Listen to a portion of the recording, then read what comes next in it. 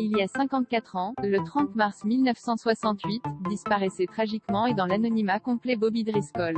Premier enfant star engagé par Walt Disney, oscarisé à 13 ans, sa carrière dégringola par la suite dans une terrible descente aux enfers. Il avait joué dans son premier film à 6 ans, il fut un des premiers enfants stars à signer un contrat avec Walt Disney à l'âge de 9 ans, il remporta un Oscar à 13 ans. La trajectoire ascendante et fulgurante du tout jeune prodige Bobby Driscoll fut aussi spectaculaire que son éclipse et sa terrible descente aux enfers sera d'un sordide absolu, au point de mourir dans un anonymat complet il y a tout juste 54 ans, le 30 mars 1968. Né le 3 mars 1937 à Cedar Rapids dans l'Iowa, Bobby Driscoll était le fils unique de Cletus, représentant de commerce dans le bâtiment, et Isabelle, une ancienne institutrice. Sur les conseils du médecin de famille, celle-ci partit s'installer en Californie en 1943, là où, disait le médecin, l'air serait meilleur pour le père de famille, dont la santé était défaillante en raison de son travail régulier au contact de l'amiante. C'est par un pur hasard que le jeune Bobby fut repéré, alors qu'il accompagnait son père chez un barbier. Mon père m'amenait avec lui chez un barbier à Pasadena, dont le fils travaillait dans le cinéma. Le barbier m'aimait bien, donc il a parlé de moi à son fils, qui a lui-même parlé de moi à son agent, lequel a arrangé des essais avec un réalisateur, pour un rôle avec Margaret O'Brien dans L'Ange perdu, raconta Bobby dans une interview à la radio, en 1946. Un contrat en or chez Disney. Bien que sa présence à l'écran dans ce film soit très minime, à peine 2 minutes, elle lui permet d'enchaîner rapidement d'autres rôles. En 1946, il est véritablement révélé par une production Disney, Mélodie du Sud. Le 11e long-métrage d'animation des studios Disney, mélangeant animation et prise de vue réelle, est adapté des contes de l'oncle Remus, Tale of Uncle Remus, de Joel Chandler Harris, paru entre 1880 et 1905. Le film avait d'ailleurs permis à l'acteur James Baskett, qui incarne l'oncle Remus, de se voir remettre un Oscar honoraire, tandis que le film remportait l'Oscar de la meilleure chanson. Se déroulant dans le vieux sud-américain avec d'anciens esclaves et leurs anciens maîtres dans une plantation de coton, Mélodie du Sud reste encore aujourd'hui le plus gros caillou dans la chaussure de la firme Disney. Peu de temps après ce film, Bobby signe un contrat avec Walt Disney. À l'instar de l'adorable Shirley Temple, la petite fille chérie de l'Amérique, le visage poupin de Bobby est adopté et plébiscité par des millions d'Américains, qui le découvrent à nouveau, toujours chez Disney, dans L'Île au Trésor, ou dans Danny, le petit mouton noir en 1949. Voici un petit extrait du film d'ailleurs.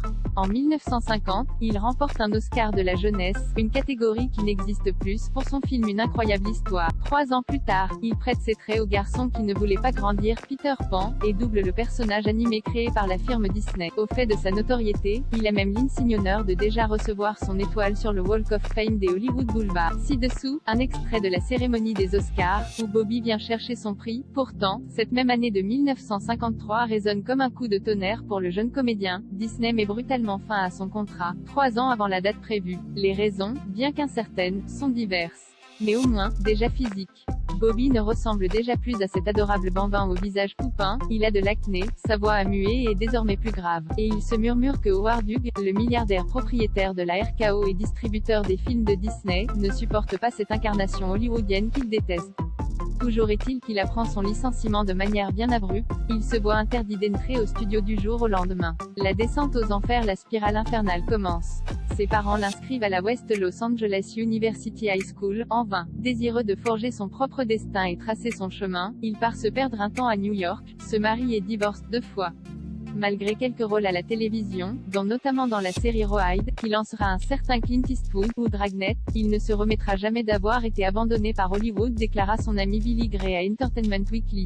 Tombé dans la drogue, il prend régulièrement de l'héroïne, et il est plusieurs fois arrêté pour possession de drogue, fraude, vol, agression. Un casier chargé, qu'il envoie au centre de réhabilitation de Chino en 1961.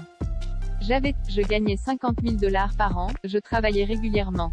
Puis j'ai consacré tout mon temps libre. Je ne sais pas vraiment quand j'ai commencé à utiliser des narcotiques, dira-t-il au juge avant sa condamnation. J'avais 17 ans, quand j'ai vraiment expérimenté. En peu de temps, je m'injectais tout ce qui était à ma portée, surtout de l'héroïne. Parce que j'avais l'argent pour. À sa sortie de prison en 1962, il devient charpentier, puis tente un comeback, mais Hollywood ne veut plus de lui. En 1965, il s'installe à New York à Greenwich Village, mais sa mauvaise réputation le précède et personne ne l'engage. Il se tourne alors vers la culture underground et fréquente quelque temps la factory d'Andy Warhol, puis disparaît complètement de la scène publique. Le 30 mars 1968, deux gamins jouant dans un terrain vague du côté de East Village découvrent le corps de Bobby Driscoll, au milieu de bouteilles de bière vides et de publications religieuses. La police venue sur les lieux est incapable d'identifier le corps. L'examen médico-légal certifiera que Bobby Driscoll est décédé d'une crise cardiaque, causée par un stade avancé d'athérosclérose. Son identité n'ayant pu être vérifiée et personne ne réclamant le corps, il est inhumé dans le carré des indigents dans le cimetière de Hart Island. Ce n'est qu'un an et demi après sa mort que son identité est confirmée, grâce à une empreinte digitale qu'il avait laissée dans un dossier dormant dans le tiroir d'un commissariat à New York. Souvenir tragique d'une de ses nombreuses arrestations.